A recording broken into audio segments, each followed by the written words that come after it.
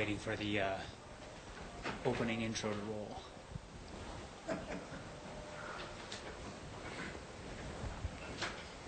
Okay, good afternoon and welcome to the College of Optical Sciences Colloquium series. Today's speaker is Dantus from Michigan State and Biophotonic Solutions Incorporated. Professor Dantus is a University Distinguished Professor of Chemistry and Physics at Michigan State. He's also the founder, president, and CEO of Biophotonic Solutions Incorporated, the company that introduced automated pulse characterization and compression for ultrafast lasers.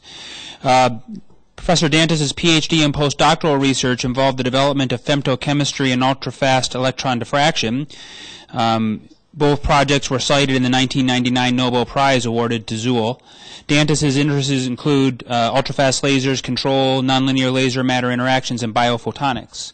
And today he's going to be talking to us about applications based on control of nonlinear optical interference. Thank you very much. Thank you very much, and thank you for the introduction. And it's a pleasure for me to be here and to tell you about my research. And of course, my research has been very linked to optics, so it's an honor for me to be here in one of the premier colleges of optics. And so I'm very grateful for the invitation and for the opportunity to be here.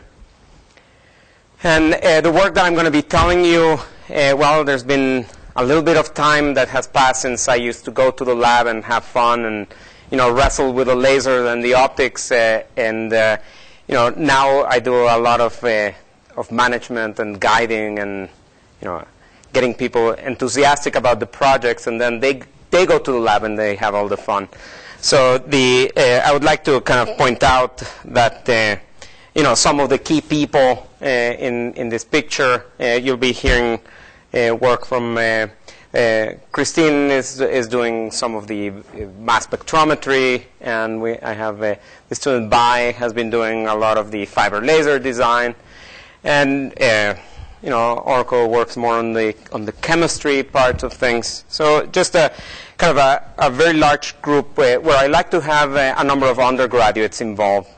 And I'll also point out these two kids. These are Greg and Dan. And Dan started.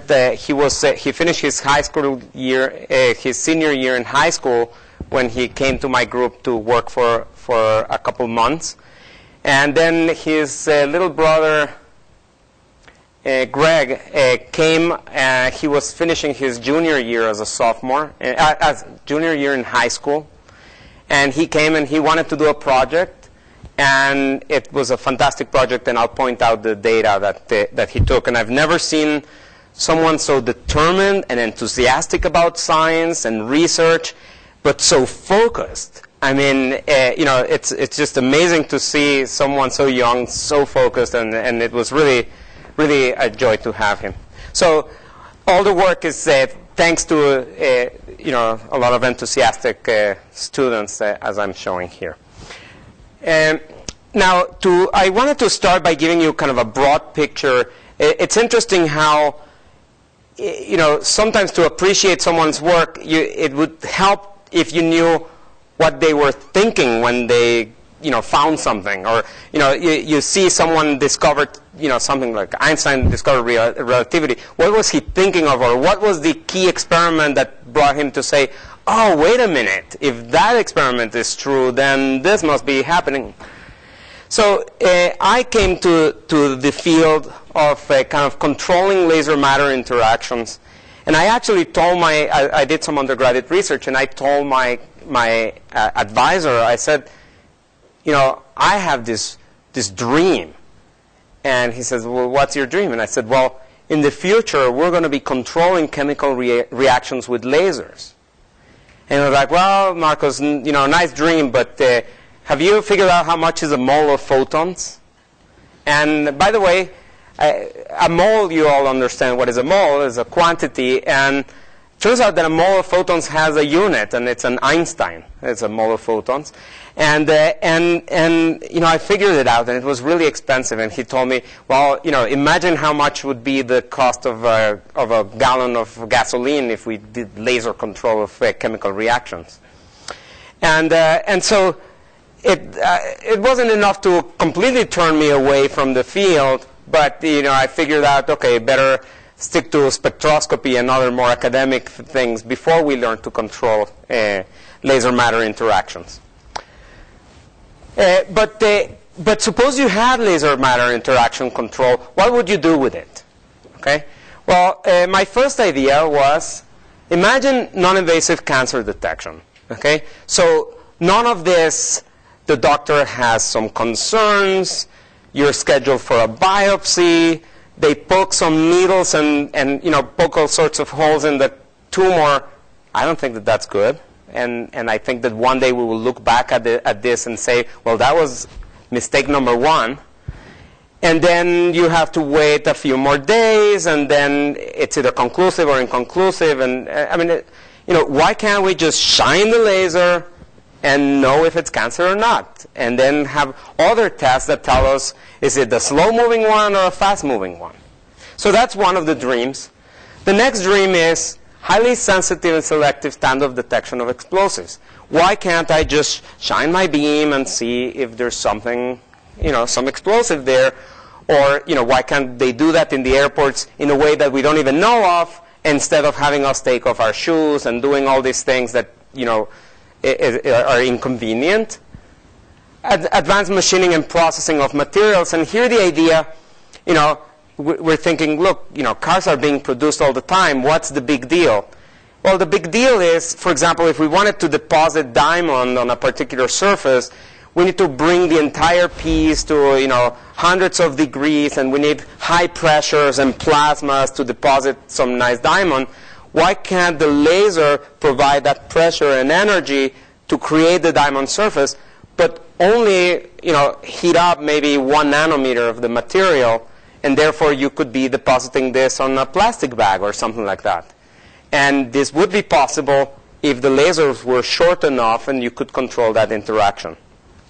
Finally, can we do advanced protein sequencing? And the point here is not to know the sequence of amino acids. That we know how to do very well. But it turns out that all of our proteins have on-off switches. And so these on-off switches have to be very weak chemical bonds. Otherwise, they wouldn't, our bodies would not be able to turn them on and on.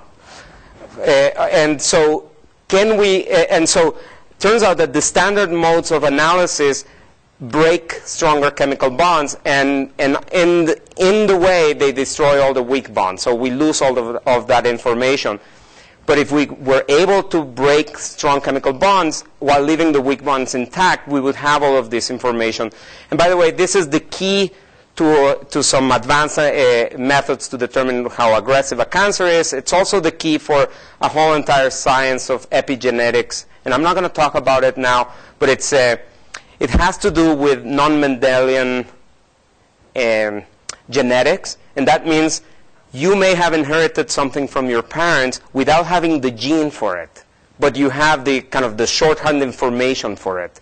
And this was, by the way, discovered in 2006. So if you haven't heard about it, I think it's one of the coolest discoveries in biology. Okay, so sounds good. Sounds like a lot of motivation. Sounds like if you could get at least one of these projects working, it would be great. How could we do this? Well, it's not an easy task. And even though this sounds very applied research, it requires a lot of fundamental understanding and figuring out.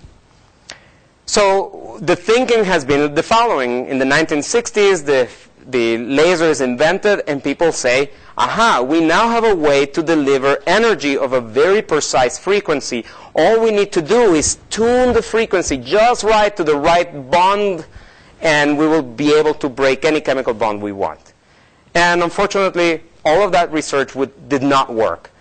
And I have been living in Michigan for almost 20 years, and I can give you the Michigan analogy. Michigan is a great producer of apples, And that's like if you said, like if a physicist came to an apple orchard and said, if I shake this tree at the precise frequency, I'm just going to get a beautiful apple, okay? And of course, you know that you start shaking and all the rotten apples come down, right? And the same thing happens with molecules. And so the answer for that was femtosecond lasers were just coming of age in the 1980s. And the idea is use a femtosecond laser that to deliver the energy on a time scale that is faster than the atoms can move. And so it's kind of like, you know, the 3 cups with a ball that if you move them fast enough, then the eye cannot follow them, and so you're able to rearrange a chemical bond or something before the molecule realizes that the energy was there, the energy is gone.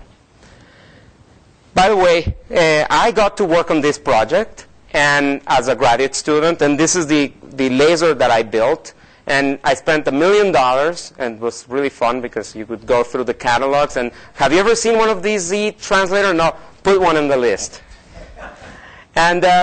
And so we have a gain die here with rhodamine, and no, rhodamine is here. This is the saturable absorber, and the cool thing is it was all in the visible, so it's really easy to see what's going on. And the problem is that once in a while there's a little something in the liquid in the die, and you have this 10 micron. Whoops, you have this 10 micron metal nozzle, and it gets clogged, and it starts spraying dye all over. So, you know, we would have been the second inventors to the tie-dye T-shirts, but we were just 20 years later or something like that, or many years later. Okay, but in 1990s, first reliable solid-state femtosecond lasers and fiber lasers are coming, and so it's looking better. And also some device called pulse shapers that I'll be telling you about.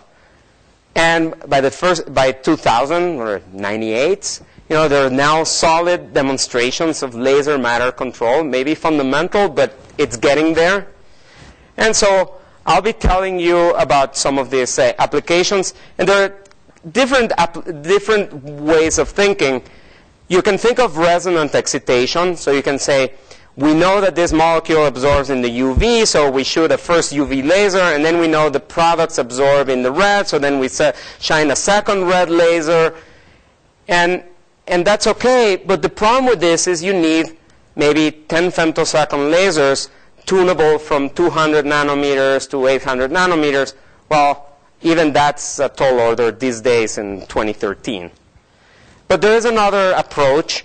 Forget about the resonance. Just make really short pulses at any wavelength that is stable, which these days is around 800 nanometers, but you can have 300 nanometer bandwidth, and then shape those pulses. And there have been 2 approaches. One is kind of random / engineering, so you use genetic algorithms to kind of guess how to go, or by design, meaning you understand the fundamental nonlinear optical interferences, and you build those you work with those interferences to accomplish what you want.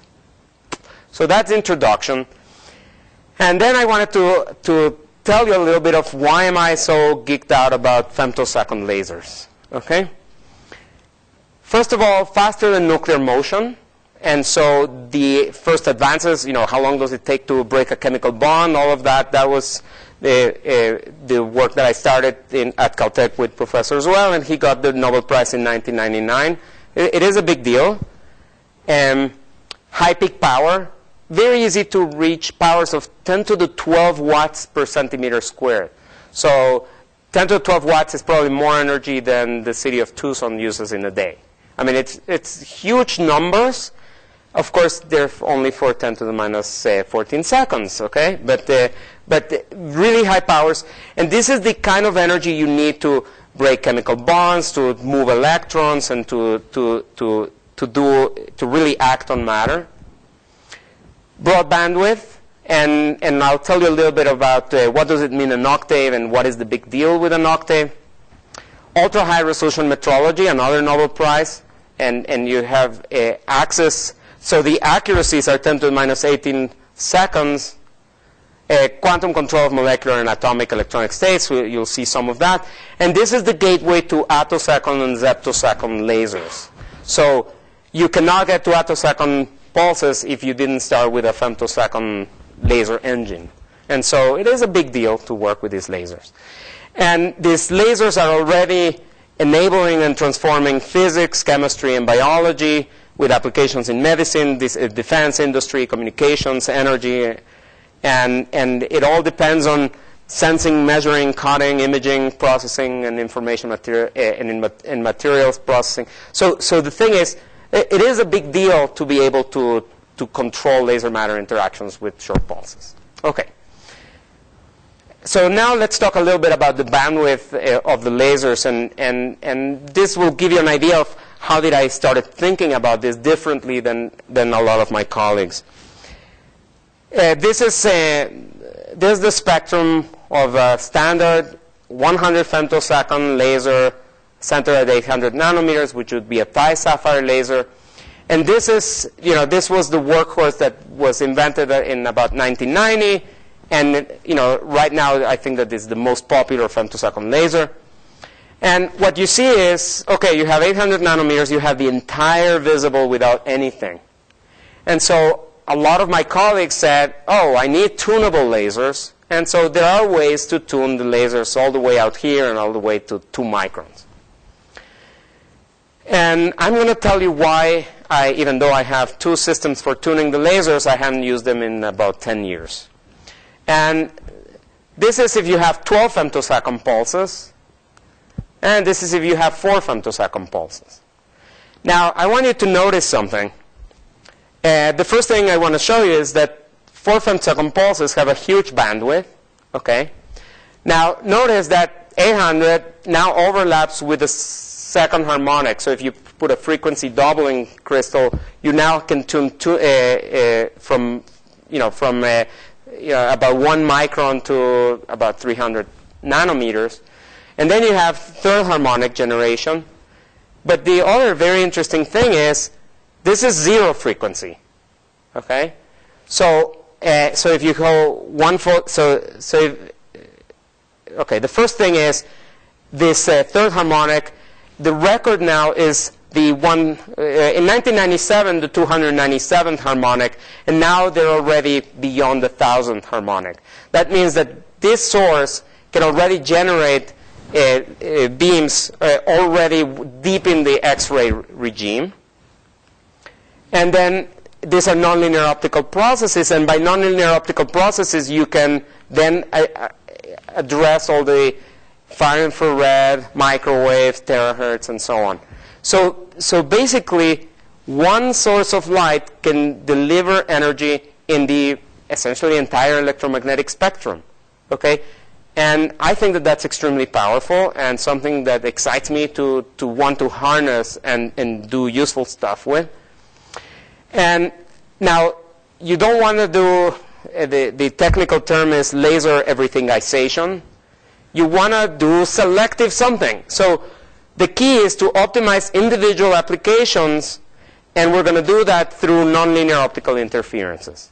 And then we can optimize, for example, 2-photon microscopy of a particular cancer tumor at a particular wavelength, but not at the same time ionizing and breaking and chemical bonds.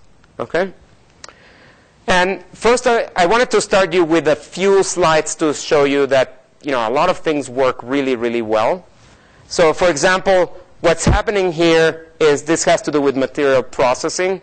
The turbines of airplanes have this thermal coating, and then they have this metal, the hardened steel. And it turns out that they have found that they need holes to cool off the turbines. The holes need to be about 100 to 200 microns in diameter through 2 millimeters of ceramic and 3 millimeters of hardened steel. That is not easy to machine. The steel alone, piece of cake. The ceramic, kind of hard. But once you bond both of them, it's very, very difficult. But femtosecond lasers do it very, very easily, and at the same time you get the atomic signals, and so you know when the thermal barrier, you know when you get to the metal and when you're done machining the metal.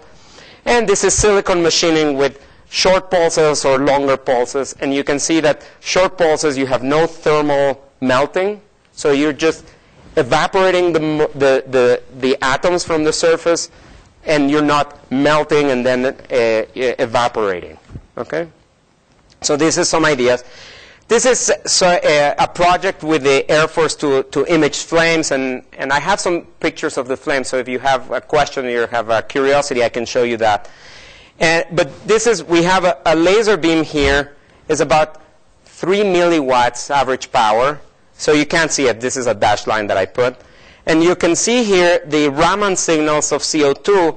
However, we're using coherent spectroscopy to look at them. And you can see how sensitive it is. And this is the same approach that we use for detection of explosives, but I cannot show you those slides here. But the idea is that this coherent spectroscopies can be very powerful. This is a jet of CO2 image when you selectively excite the CO2 lines or when you do transform limited pulses or just short pulses. Okay. And then I was going to show you just this slide. And for standoff detection of explosive, our previous work that is published, what we wanted to show is that we have the sensitivity and selectivity. And in particular, I'll point out this particular slide. In here, we have 3 fingerprints, and we made 3 solutions. One only has polystyrene in a solvent. So you put the fingerprint, and it just shows polystyrene. So when you look at polystyrene, the 3 of them have polystyrene. But one of them has dinitrotoluene with these chemical bonds, and the other one has this dinitrotoluene. Okay, so there's 2 different isomers. And you can see that not only can we detect very low concentrations, but we can be sensitive to which molecule it is.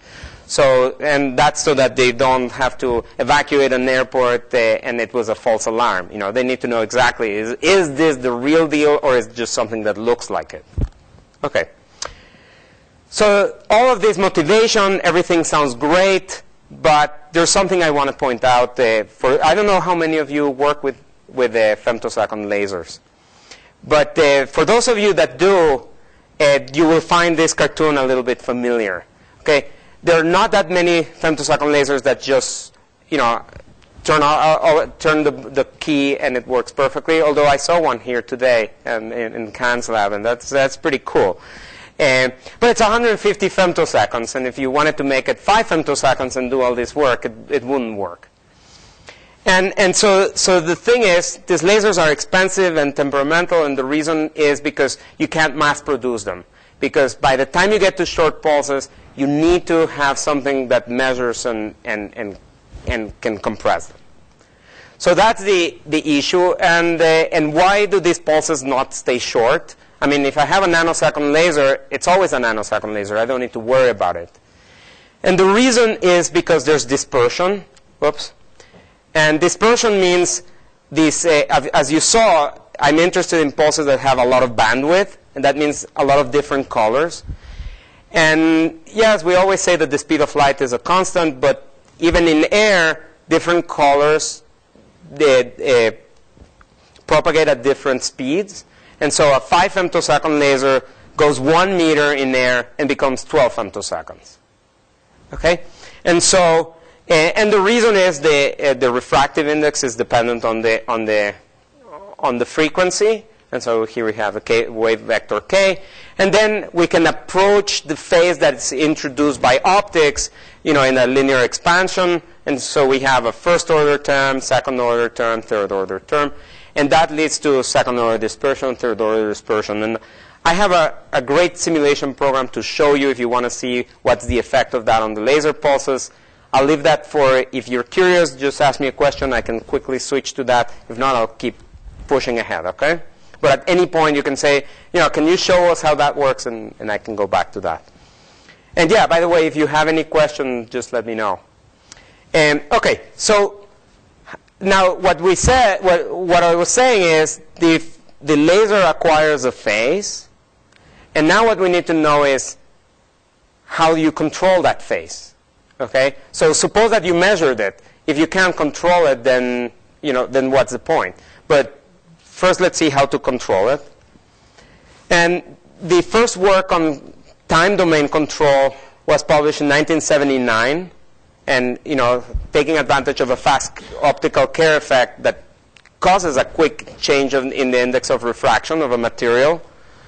And then in the frequency domain, first work, as far as I know, is 1973, and that's the idea is disperse the beam, put it in the Fourier plane where it's only in the frequency domain, so you don't need to act on femtosecond timescales, and then put the beam back together, or to work in a kind of pseudo-frequency time domain, which is an extension of this, but you combine it with some of these ideas.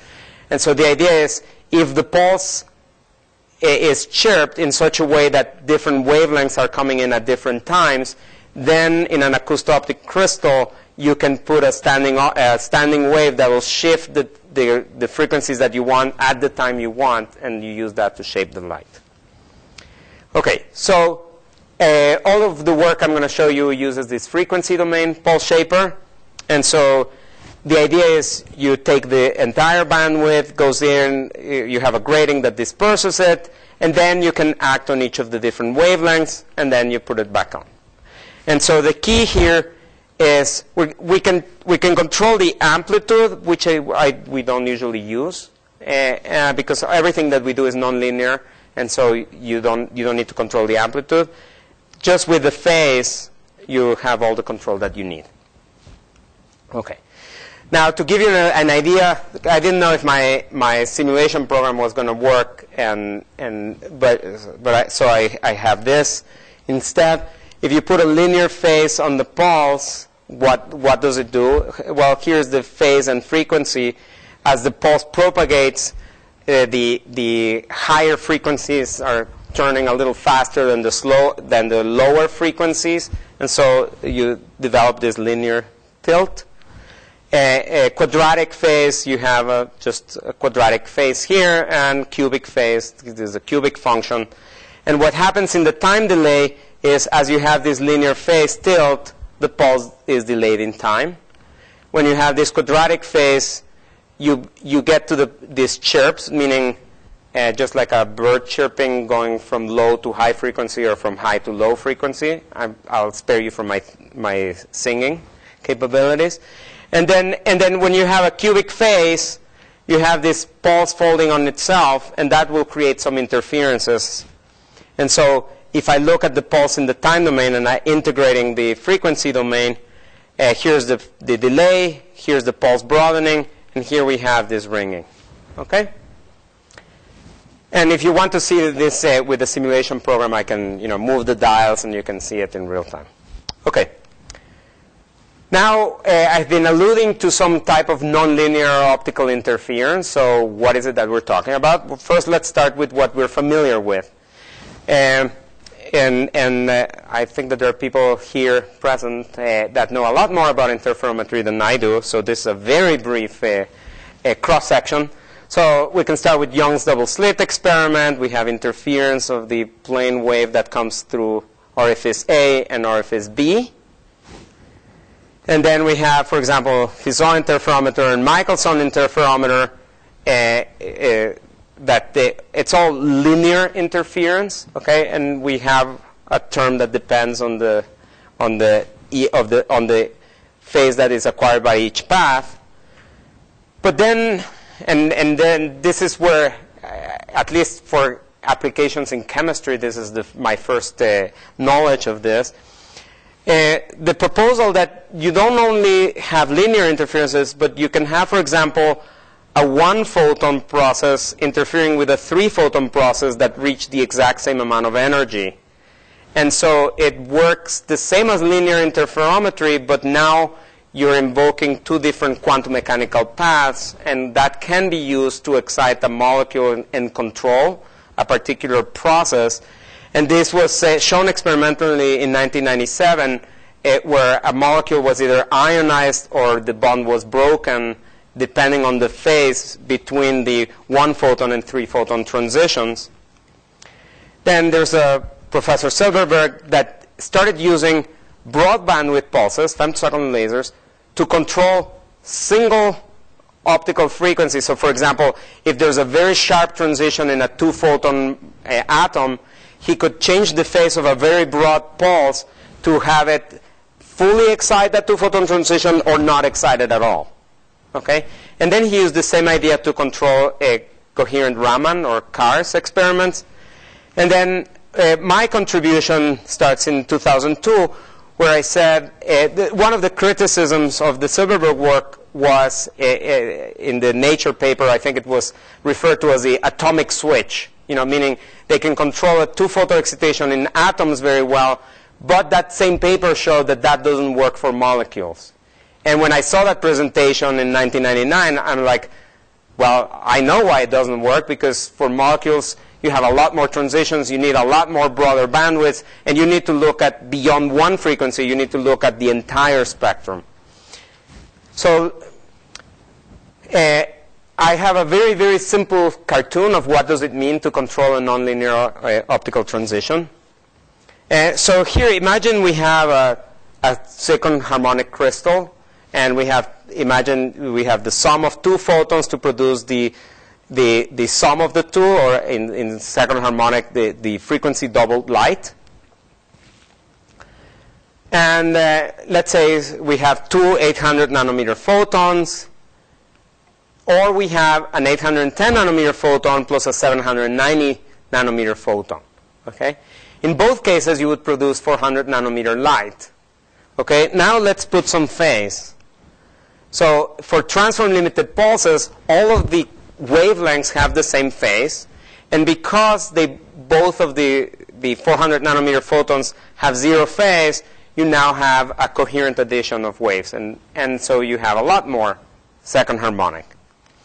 Now, let's say that we shape the pulse in such a way that we don't have transform limited pulses, and so we repeat everything quickly, except that now we put a pi phase on one of these wavelengths, and now there's a pi difference between these two, and we have destructive interference.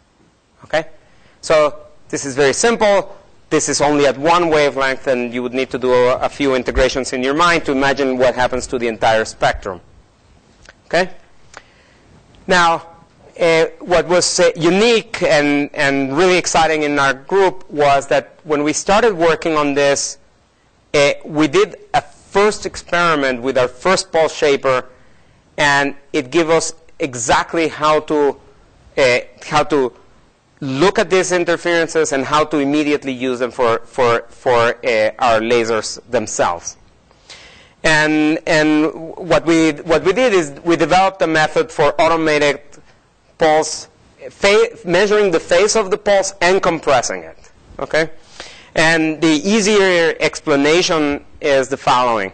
Suppose that we have an unknown phase, the red, and that's what we need to characterize. Okay? Now, we want to know the second derivative of the phase, because I can add any constant amount of phase to the light. It doesn't do anything to the pulses. If I add any tilt, it also doesn't do anything to the pulses. It's only the curvature of the phase that broadens the femtosecond pulses. So if I want to measure the curvature, I want to measure the second derivative of the phase. Okay, so what I need is an experimental method to determine these green points. That's the simple problem. Okay? How am I going to do it? I'm going to realize that mathematically, what is the equation of these dots? It's, if you notice, I put some dashed lines, and that's constant second derivative of the phase. Okay? So imagine that I had a knob that I could move and scan these lines. Okay? So I'm calling a local, so this is something that I add, a reference, minus the phase that I'm trying to measure. If this equals 0, it means that the dashed line crosses the red line. And that's exactly in math, that's how two functions, when they cross, it means that they equal, or that one minus the other equals 0. Okay? Well, that's all the math that I'm going to show you. Now, the thing is, still, how do I get these dots? What I'm going to do is, turns out that this second, when the second derivative is a constant, it means that I have a quadratic phase, right? Because I integrate a constant twice, and I get a quadratic frequency dependence. Okay? But turns out that in the lab, that's easy to do. Either with prisms or with gratings, you can move the distance between them and introduce a certain amount of linear chirp or quadratic phase. So it turns out that everybody that has a femtosecond laser essentially has this already. And so as I scan this, I'm going to obtain the second harmonic spectrum, and there's going to be constructive and destructive nonlinear optical interference, as I was showing you. And turns out that the maximum will always be found wherever the second derivative or curvature of the total phase is 0. Okay? Now, all I need to do is take these experimental points plot them as a contour map, and I obtain the second derivative of the phase. And this is directly, there's no retrieval algorithms or any fancy math. And so turns out that I'll tell you the difference between you reading the paper and me being here is I can be a little honest and tell you, where did this come from? Well, I told you I like to work with undergraduates in the lab, and I was an undergraduate researcher. And we needed to explain to them how is it that we do all this measurement and compression. And so we had to think of the easiest way. And so we gave the explanation first to the undergrads, and then we all got really excited. And it's like, gosh, it would take us like 5 minutes to do this in the lab. And so we went to the lab, and we actually had a 5 femtosecond laser available. And we did a measurement, and we found it had 500 femtoseconds cube of third order dispersion. And so if it was femtosecond squared, it would have been a horizontal. If it's femtosecond cube, it's a straight line this way. If it had quadratic, it would have some other shapes. And so we measured it and compressed it, and we sent the paper, and I think it was like the whole process was 1 month. Okay, now before that, we had a slightly more complicated way of doing this. But so here's how it works, and you can get 4.3 femtoseconds. The second harmonic, you can see, spans almost 200 nanometers. This is the compressed pulse, and everything has been compensated. There's no more distortions. Okay. The method that we were using before that was a method where we scan a sine function, but it works exactly the same way. If you have transform limited pulses, then there's a straight line here. That's where the curvature is minimal or 0. And so you can see that the constructive interference is occurring at one point, and that point is scanning linearly as we scan the sine function position. And so what we expect to see is these straight lines if you have transform limited pulses, and that's what we found. Okay? And the amazing thing is that this was the very first experiment I did with shaped pulses. And immediately it gave us an idea of how to measure the pulses and compress them and then control nonlinear optical processes. So I'll be telling you a lot more about that. So this is the full explanation of how it works. If you had transform limited pulses, this is what you would see. But usually most lasers don't produce perfect pulses. So you usually start with something like this. You measure the second derivative, integrate to the phase, and then the way you deliver the reference phase allows you to control the phase. It's one of these pulse shapers. So you put minus the phase that you put in, and then you make a huge correction. And that's kind of like the noise-canceling earphones. They have a microphone that samples the noise, or at least the average noise, and then puts minus that. And then you think that it's, the noise has been canceled. And this is canceling of the spectral phase of the pulses. Okay. And this is showing these are TL pulses and chirp pulses. They move out by a constant. And if you have third order dispersion, you change the slope. And that's actually, when we did this measurement, I'm like, okay, we're measuring the second derivative of the phase. And we figured everything out. Okay. Is this method accurate or not? I'll share with you that when we submitted the first publication, it was like the worst reviews you've ever seen. It's like, this is useless. This is an approximate method. You'll never get any accuracy out of it. There's absolutely no application. It should not be published in any other journal. And And even if it worked, it has been done before. You know, like what? Okay, so just to give you an idea, it's based on interference, and interference is very robust. It's better because it's nonlinear optical interference, so it's not like you're interfering the 800 nanometer. You're interfering at a frequency double, at a higher frequency, so you have even higher accuracy. And you're not using, let's say, a Michelson interferometer where you have two separate arms. You're using a common path interferometer, which is infinitely more stable. So to show that, we measured the dispersion of water at to 0.1 femtosecond square accuracy. And this is much more accurate than the NIST formula for the dispersion of water. And we show here how the NIST numbers deviate. So the dash is the NIST numbers. And then, yeah. So we have measured now different materials and everything. And we can measure very kind of pathological phase. So this is a particular mirror that has these interferences. They're called Girard-Tournois interferences. And measuring this by a conventional method would be very, very challenging. And not only do we measure it, but here's the pulse before measuring, and here's the pulse when you correct this. Okay. So in true honesty, this has been patented and commercialized, and I'm involved in this. So enough said. And this has led to the development of a laser that now produces 5 femtosecond pulses and measures itself, corrects itself, and I could show you some. So these are videos of how it measures and corrects itself. I'm going to skip that, then if you want to have some questions and you want to know more about this, I can show you. But the idea is now we can take, for example, supercontinuum generation of a fiber pumped by a 230 femtosecond ytterbium laser and compress it to 9 femtoseconds. And, or take this supercontinuum generated in a gas capillary and compress it to 4.8 femtoseconds. And the cool thing is the students come in, they push the button, they're exactly where they were yesterday, and they get on with the research. So let me show you a few things that we have done with these pulses. One of my ideas, and I've been kind of motivated to, better detection of cancer, better biological imaging.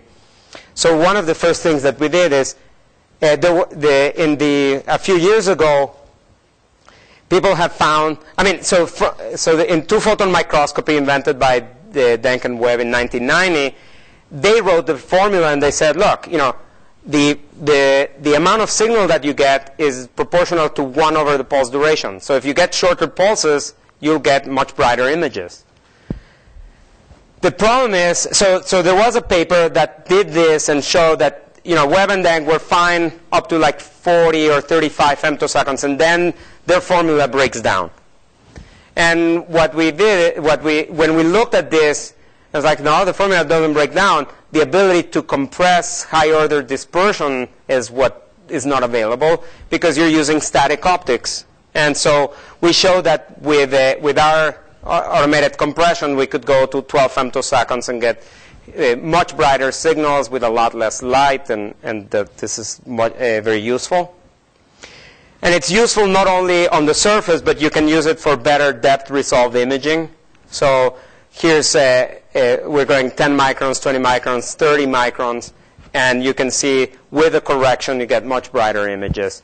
And this is important when you have highly colored samples that you want to image, such as melanoma, because there is absorption, there's going to be thermal damage, and so you want to keep the energy at the minimum, but the peak intensity at a maximum. So you put very few photons in a very tightly short pulse. And so I know I've done a lot of work, and I don't expect you to read all this, but the key experiment that I'm most excited about is the following. We have a setup where we have these capillary tubes with a fluorescent dye that is pH sensitive, and you have acidic pH inside and alkaline pH on the outside. And we show that we can shape the pulses and excite the acidic or the alkaline pH regions.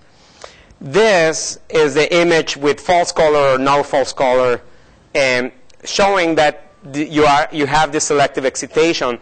The difference between this image and this image is this one has a millimeter of tissue in front of it. And that means that these ideas of controlling the phase and at times just using binary phase shape, so you're only putting like a pi phase, that means like you're advancing or delaying the light by 1.1 femtoseconds or something like that, is enough to create the contrast, and that contrast survives when you do nonlinear optical imaging through tissue. And that was one of those experiments that, I said, let's try it and see if it works, rather than let's think if it's going to work. And I said, if it works, I can give you a perfect explanation why it was obvious that it was going to work. And if it doesn't work, I'll also give you a perfectly trivial explanation why it wasn't going to work. But it worked. And then selective excitation has then been used for this some work in collaboration with Sonny Shi's group on selective cars. So you have imaging of proteins and imaging of lipids, and video rates on this is a living worm. And these are some images on these very short pulse lasers. Now, this ability to control the phase has allowed us to push some of the limits of fiber lasers. And I know that there's a lot of exciting fiber laser design here. So I'll give you some of what we have been working on here ourselves. It has been known that you have this soliton regime where you have gain in bandwidth, and as I started in my introduction, the greater the bandwidth, the shorter the pulses that you can generate, so that's good. However, this is good, but as you can see, most of the energy is in the ears here, so extremes, but there's not much in the center. There's a new regime that was not discovered in our group, but there are other groups that have been involved, and one particular group is Frank Weiss's group. There's this similariton idea, which is you get to this parabolic shape of a pulse that as the bandwidth gains, it gains in energy. And this is just incredibly ideal regime, because you start with a pulse and you end up with a large, an intense pulse that has the broad bandwidth and higher intensities in the center. And so this is a collaboration with Frank Weiss's group. I sent my student Baini, who's really outstanding, to learn how to make these lasers, and then he came to the group and made it work. And what was much more impressive to me was that not only did he have it working, but then he said, okay, now what I want to do is model the laser. And I was like, how are you going to model it? Oh, I want to solve the equations and just have a full model that explains the behavior inside and outside the cavity. And when I heard that, I was like, no. That's why we're experimentalists. We play with the lasers. Let someone spend a month doing this. Well, he didn't listen to me, and by the next week, you can't see it, but the black is the experiment and the red is the theory. And you have in logarithmic scale as well. You can see it's a parabolic shape. And this is the black and red, the experiment and theory. And he had the whole thing simulated and everything. And that's when I knew this is an outstanding student. I knew it before, but I was really impressed. Since then, we have another collaboration with Frank Weiss's group where we compressed. They made a fiber oscillator that had a nonlinear fiber piece in the inside. And so we were able to compress to 19 femtoseconds in our research group. And then, unfortunately, we didn't have a good microscope objective, but we were able to get sub 30 femtoseconds from an ytterbium oscillator already through the objective. And so I'm showing you red is 2-photon excitation and blue is third harmonic generation. And this is the tail of a guppy fish. What's interesting is this is the wing of a fly, actually a fruit fly. And the wings of a fruit fly, it's really easy to burn them.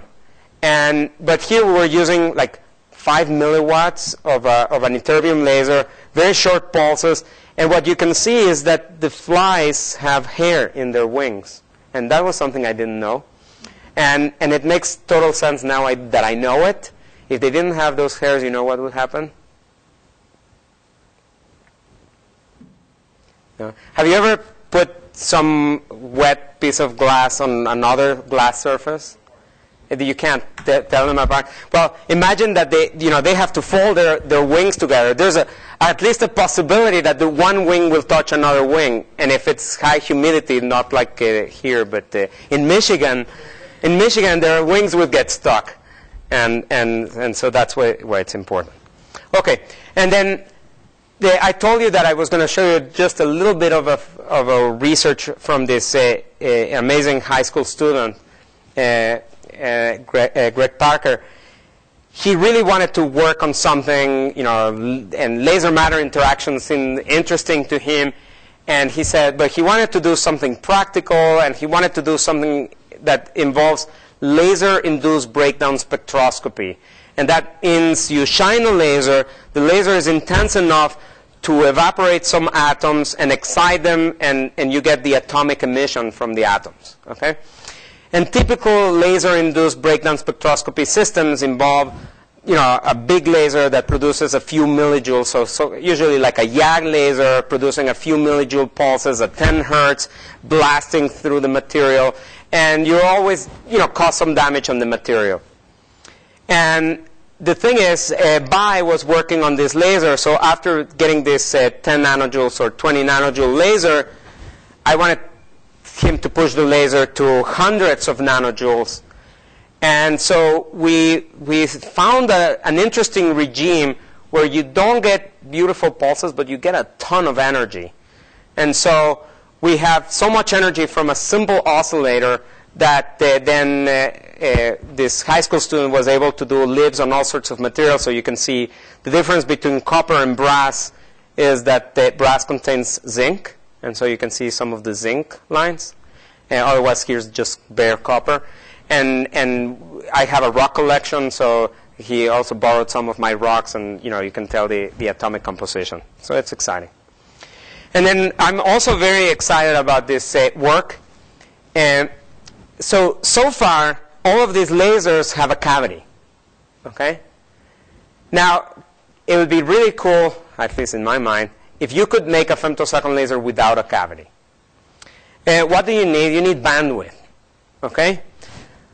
So the idea is, imagine that you have 2 of these lines only.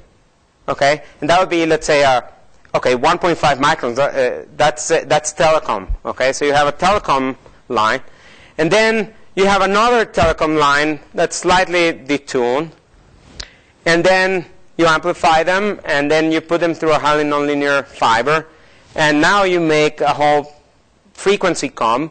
And yeah, the people in frequency comms that deal with incredible accuracies would not be impressed with this.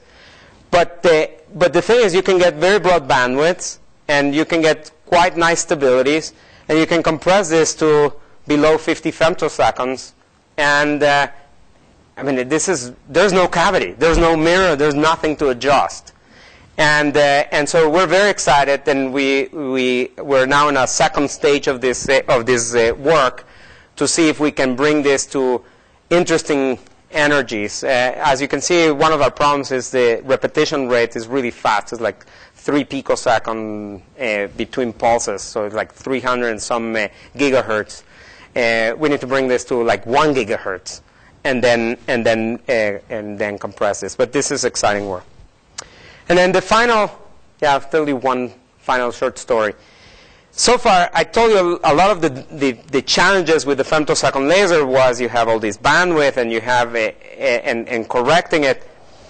But the idea is, maybe you can design some optics, or you can design fiber lasers that take everything into account and come out short pulses, and you still don't need any adjustment.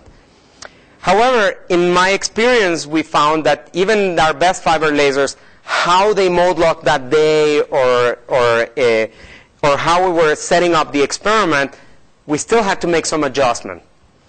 And I started thinking that maybe there is an intensity-induced dispersion.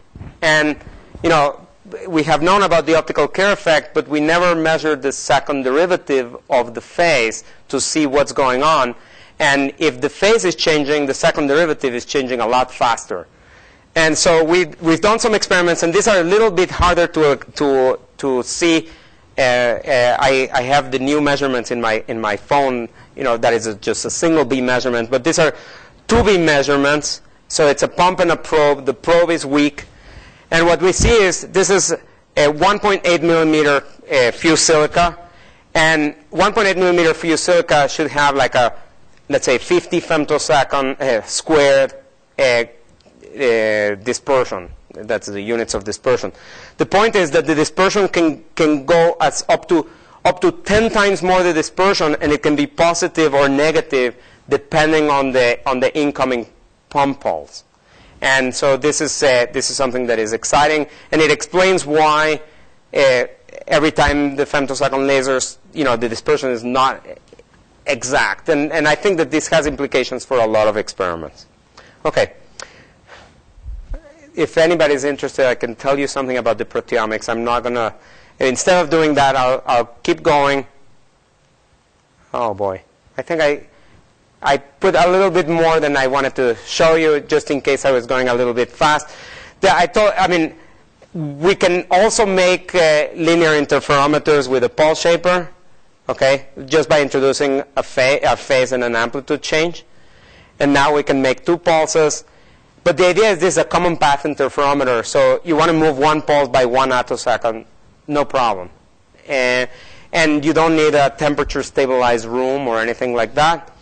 And so the interference of the pulse is in the black. And then we're looking at fundamental processes of fluorescence and stimulated emission, which we found that are out of phase.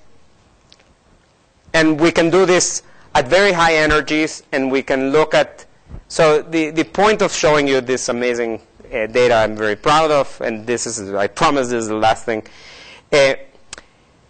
We have talked about interference between electromagnetic waves and electromagnetic waves. In this case, the first pulse interacts with the molecule, and now it's very high energy, so we're pumping it to 9 EVs, many photons.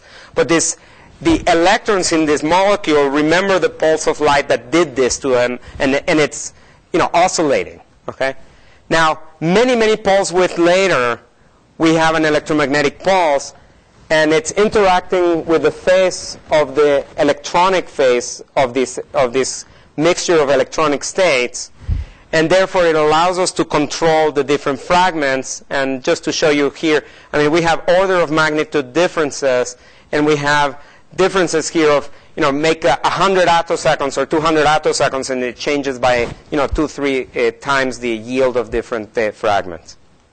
Okay, so to summarize, a lot of the work has resulted as a number of collaborations, and this since I've been doing this work with phase control since 2000, and it has been the most rewarding part has been the collaborations. And so one of the things that I look forward when I go visit different groups is people asking me questions like, oh, in our lab we do this. Could you measure this? Could you try this? Could you shine your 4 femtosecond laser on this? Or how would you solve this problem or something? So I look forward to having that opportunity.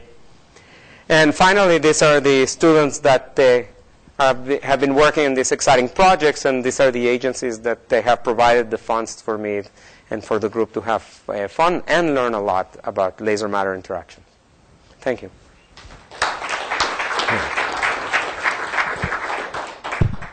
Thank you very much. We have time for questions. No, Jason? Yeah, so the data that